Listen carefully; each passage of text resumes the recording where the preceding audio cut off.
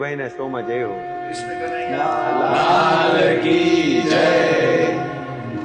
चक्रम जगत चक्रम युग चक्रम च केशव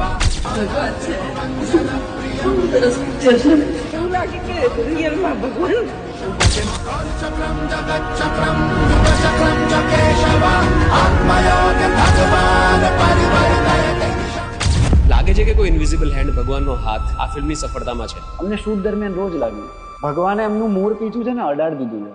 આ ફિલ્મ નથી, you know what, it's an experience. ત્યાં થિયેટરમાં બેસો ને તો તમને લિટરલી અહેસાસ થાય છે કે ના ભગવાન મારી બાજુમાં આવીને બેઠા છે.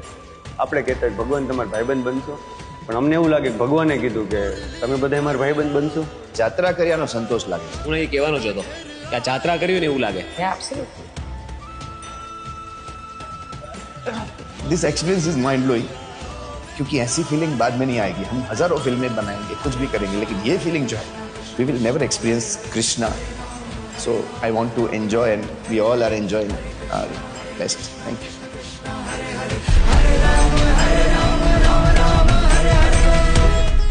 અમે 3 વર્ષથી એક ફિલ્મ બનાવવા નીકળ્યા અને અમે 3 વર્ષ પ્રોડ્યુસર્સ શોધ્યા. એટલે અમે લોકો બહુ ફ્રસ્ટ્રેટેડ અને કંટાળેલા હતા અને એવું હતું કે ભાઈ કંઈક કરવું પડશે. એક જ વાત કે ફિલ્મ બનાવી છે એટલે અમે હથિયાર લઈને જ ઉભા ભલે નથી ચલાવતા આવડતા પણ રણ મેદાનમાં જઈએ એટલે કાં તો આ પાર કાં પેલે પાર. Somewhere I see myself in Lala. Somewhere I see that I'm working so hard. Why is it not happening for me?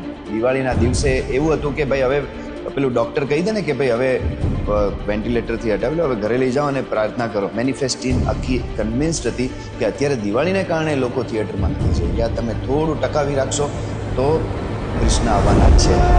Shri Krishna Govind हरे मुरारी हे नाथ नारायण वासुदेवा हे चुपटू हरि ने युद्ध जीत्या के रूड़ी कानानी माया हे जीवान रे तणावी जाग जीत्या के रूड़ी कानानी माया.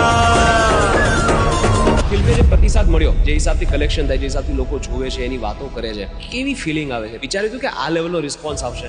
આમ બ્રિક બાય બ્રિક અમે આમ કે ને કે ગોઠવતા ગયા અને એ આખું આ પછી ખબર પડી કે અચ્છા ઓકે આ તો એને કરાવ્યું છે, આપણે કર્યું છે એમ. એવી ફિલિંગ અત્યારે ટીલ ડેટ આવી રહી છે. જે નિખાલસ જે આ ભાવ છે કે ફિલ્મ બનાવી ત્યાં સુધી એવું હતું કે અમે બનાવ્યું, પણ આ જે રિસ્પોન્સ મળી રહ્યો છે ને ત્યારથી કે આ અમે નથી કર્યું, આ તો શક્તિ આવી. આ ફિલ્મે ખરેખર એક ઘરેણું આપ્યું છે ગુજરાતી ફિલ્મ ઇન્ડસ્ટ્રીને. આપણે કરણભાઈના સ્વરૂપમાં મળ્યું છે.